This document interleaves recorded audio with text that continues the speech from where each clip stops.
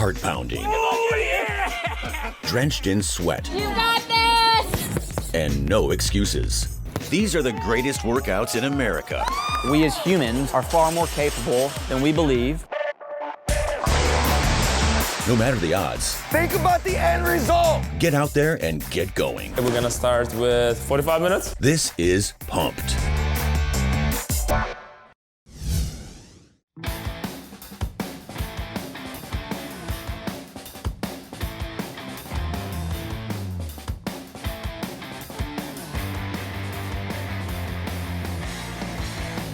Baseball was a big part of my life growing up, not because I was a pro athlete, but because of the experiences and the people that I met.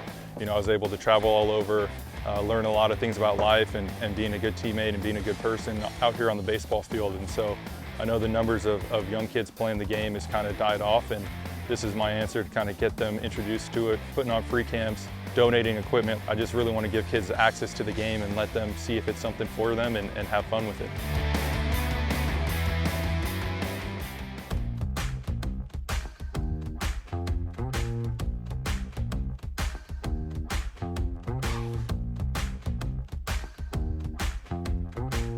I am at a clinic with Vita Blue and Tyson Ross teaching us about baseball. To me, it's really fun. I never had a clinic like this. It makes me feel included in the sport. It makes me feel good inside. Probably the most exciting thing in my life. Our goal is to give baseball to the community in the form of free camps with current and former pro players, college players coming out, volunteering their time. You know, today we've got myself, we've got Vita Blue out here. I've played close to a decade in the major leagues. I've played with Oakland, San Diego, St. Louis, Detroit, and Texas. I was an all-star in 2014. You know, grew up here in Oakland, just trying to give back to the community and give kids access to baseball. A lot of kids have kind of dropped off as far as participation numbers are concerned in the Bay Area, and I'm just trying to help grow the game. I'm the 1971 MVP and Cy Young Award winner. I played for the Oakland A's. I retired in 1986. I've been out here in the Oakland area for 50 years, just like my adopted home, so I need to give back as much to Oakland as I can. When you teach them how to properly catch a ball or throw the ball, and when they execute that, you see the look on their face when they've accomplished something, so that in itself is priceless.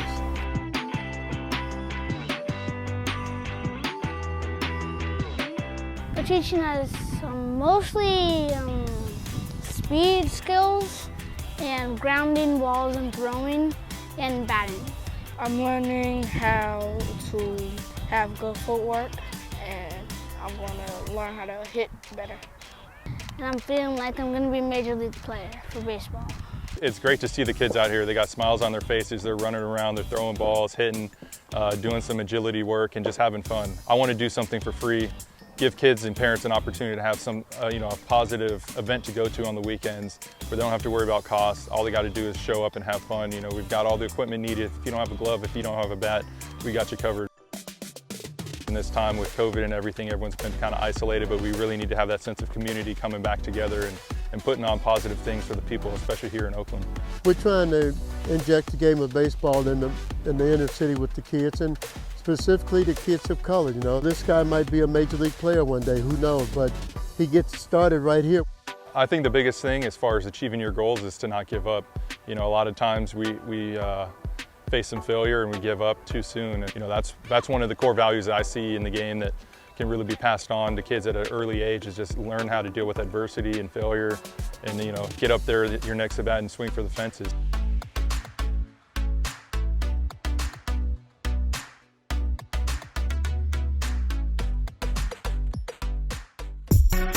Up next,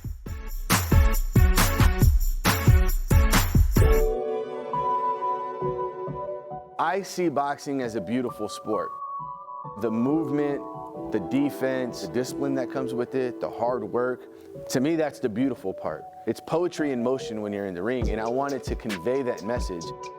My name is Adrian De La Garza. We're at Sweet Science Boxing Academy here in Houston, Texas. I didn't want it to be knockout this or fist this or punching whatever.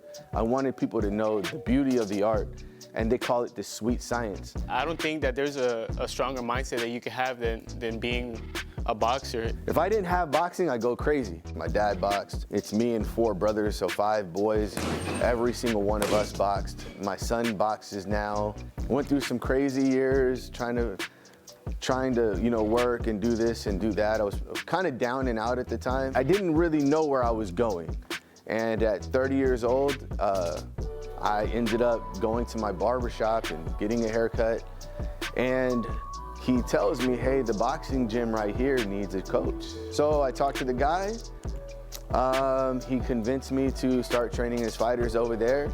Went from there, started a boxing gym with a friend. We ended up parting ways, and then I wanted to help other teenagers that were in my situation. So I started Houston Youth Outreach, which is the nonprofit organization, which this is, Sweet Science Boxing Academy is under the same umbrella. And once I started that, it just kind of bloomed to what it is now. So we were actually in a pretty affluent area at first. And I figured if I build it, they would come. But when we were in that area, I would get people with money, but it wasn't fulfilling in my heart the way that I wanted it to be, because I wasn't able to reach that core teenager that needed it. So what I wanted to do was just move it into another area where we can have more of an outreach. Some of these kids have that same situation where they don't have money, they don't have this, they don't have the $65 to pay a month to go to a gym. And that's what we want to do here. We want to make this a free recreation center in this area, because this area is a notoriously bad area, and that's why we specifically brought it here. Especially here in Acres Homes, man, and just keep the kids out the streets. These kids that don't have anything, or maybe they go out and get in trouble. They get caught up in some stuff and they take a charge for it, and then there goes their teenage years. They had a place to come and have an outlet where they can come and box and have a good time and be part of the family atmosphere. That discipline that they were lacking, they get that here. So what we need to do is kind of be the yin to the yang. The longer that they're here, you start to see that change. And once that change is there, it brings on that self-confidence and that self-esteem of something that they've always wanted to do. He's one of the biggest reasons that I started going to school. And I've had, fighters that don't have parents, or something happened here or something happened there, and maybe because of a choice they made when they were 12 or 13, they're paying for it when they're 18 or 19, and they get out and they just want to do better. And when you see them actually come out and start to do better and start to just blossom, it's a beautiful thing. I probably have some of my rough patches before. Coming in here every day just made me focus on things, and I feel good in here, and it echoed outside. I was that kid that couldn't pay that $65 a month. I feel that whatever I want, whatever goal that I want to achieve, I feel that I can achieve as long as I have the mindset for it, which through boxing, that's what it's done for me. I graduated high school late. I didn't go to college. I had those years where I was trying to figure myself out. And if I can do it, I know that they can do it. He kind of showed me the way of the route that I should be taking, and it all went from there. I started taking that route, doors started opening. Once they find out that they can actually do it, and they apply the same things in here that's outside, man, they can't be stopped.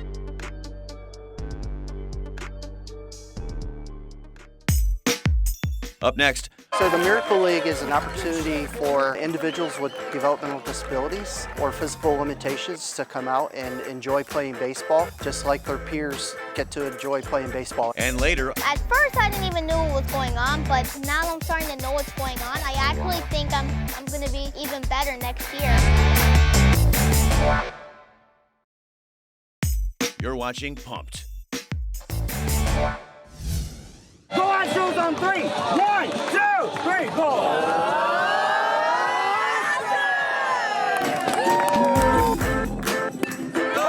So the Miracle League is an opportunity for individuals with developmental disabilities or physical limitations to come out and enjoy playing baseball, just like their peers get to enjoy playing baseball every day.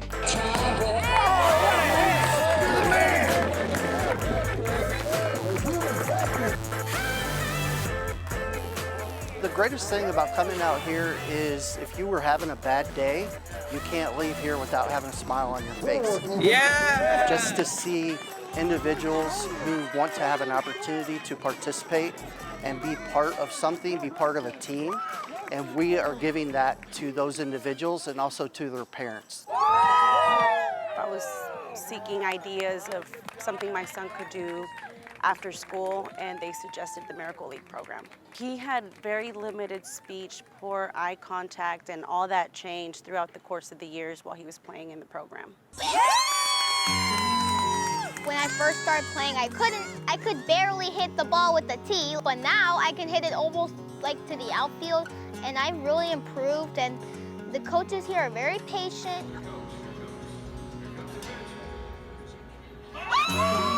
It's great. My son, he developed so many skills, not just baseball-wise, but teamwork, social skills. I saw huge improvement, huge progress. So at first I didn't even know what was going on, but now I'm starting to know what's going on. I actually think I'm gonna be even better next year.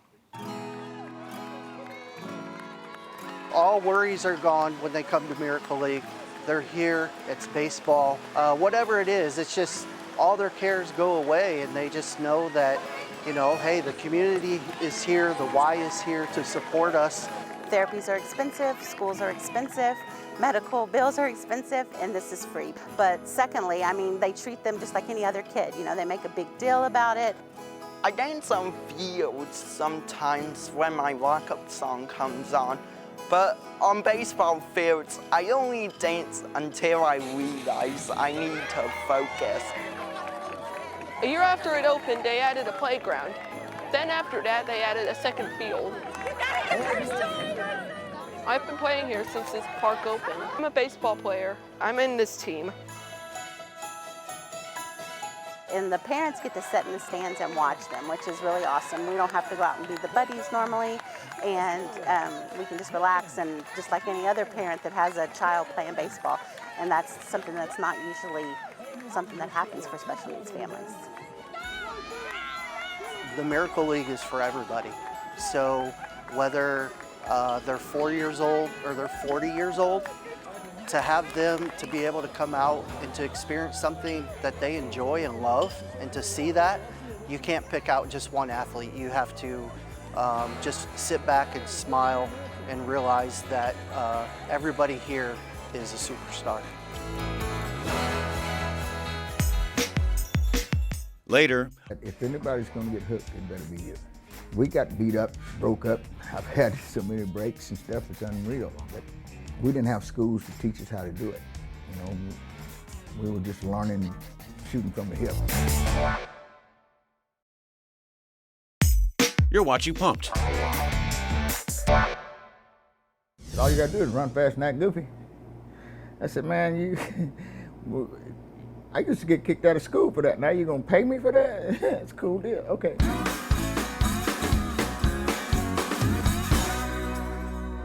My name's Leon Coffey. It is everybody's friend. I'm a professional rodeo clown, used to be bullfighter, and entertainer for PRCA Rodeo. He is loved at Rodeo Houston.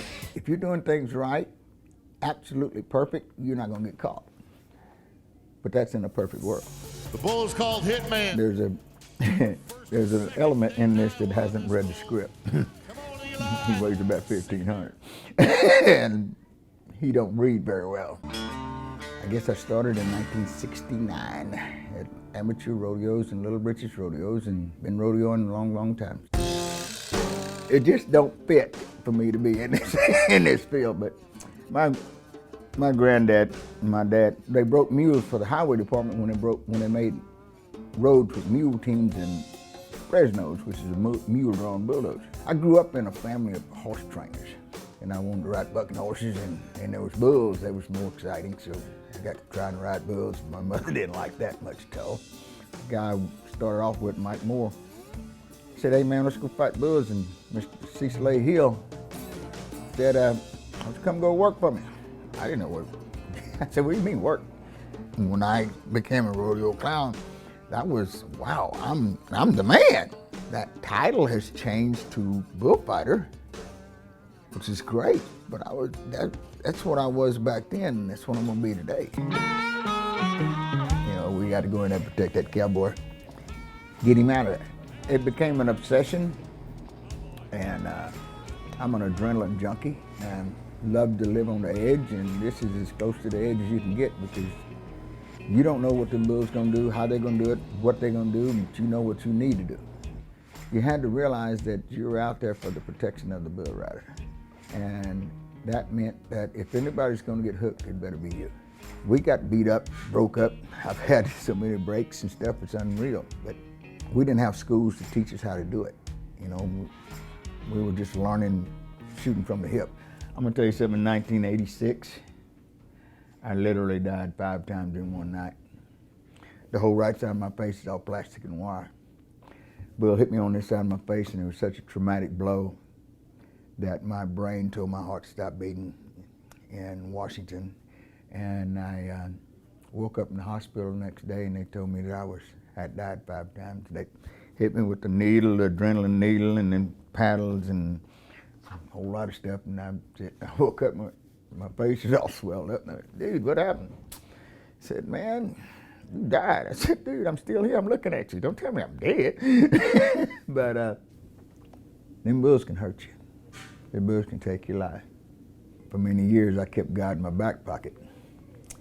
After that, I put him back in my front pocket. Fear is something that you have to have control of. I don't fear those bulls. I have a healthy respect for their ability to hurt me, but I also have a very healthy respect for my ability to get around them. And you looking at that bull and you're going, okay, buddy, it's a big game of tag. Let's see who's gonna get there first. You know, them bulls run 40 miles an hour, and the fastest man in the world can only run 30.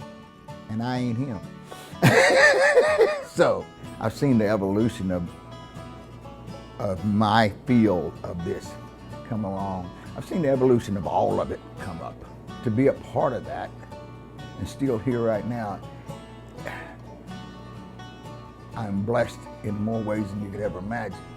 Not everybody can stay in this business.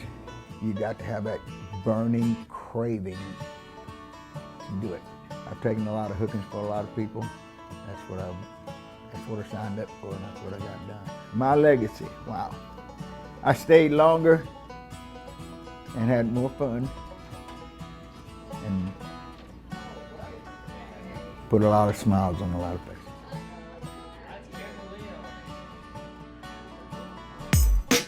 Coming up. I didn't really choose it at the beginning. I thought it was very boring and I didn't want to play. But then I just started hitting golf balls, and then I picked up the love for the game.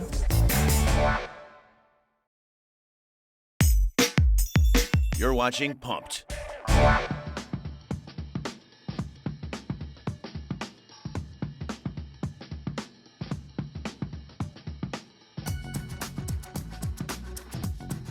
Golf is one of the toughest sports. Basketball is a team sport, baseball is a team sport, football is a team sport.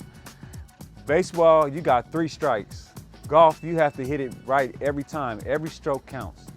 And when you see these young men and these young women who first start out and they're frustrated because they can't hit the ball farther than their front foot, and here they are 6 months later and they're hitting the ball high in the air and straight, you just see the smile on their face, and you know, they really start to enjoy and love the game, not only for their abilities to play, but what the game is about. I started playing golf when I was about 12. I started playing when I was 7. I would say that I started playing maybe around 5 years old. I didn't really choose it at the beginning. I thought it was very boring and I didn't want to play. But then I just started hitting golf balls, and then I picked up the love for the game.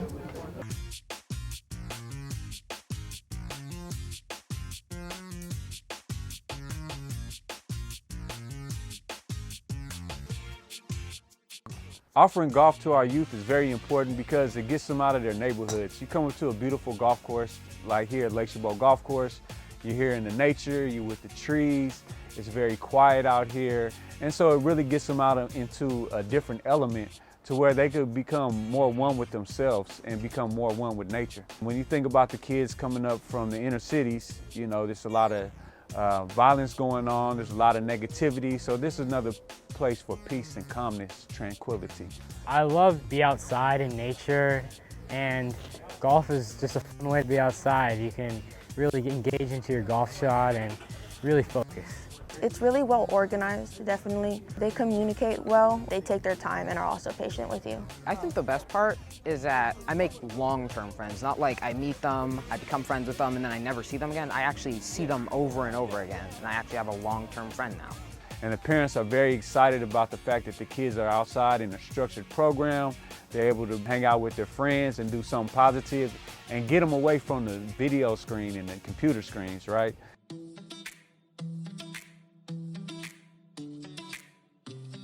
What I love about Ace Kids Golf Junior Championship is it allows our kids to compete, get out there and show their determination.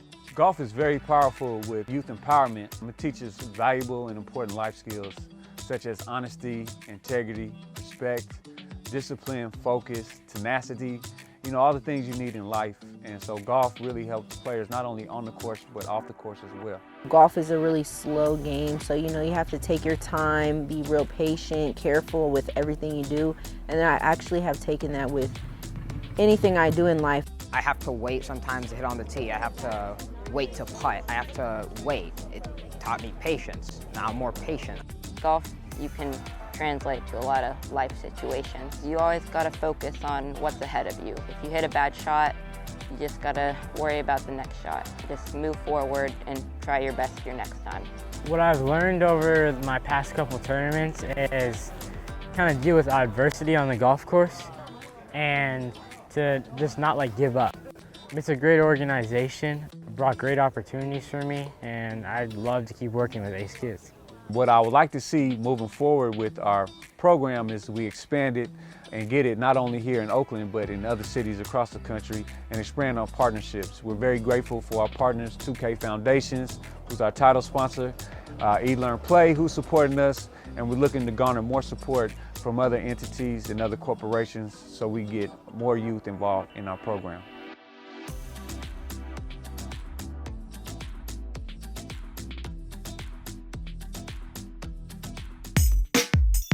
Have a favorite spot to get pumped?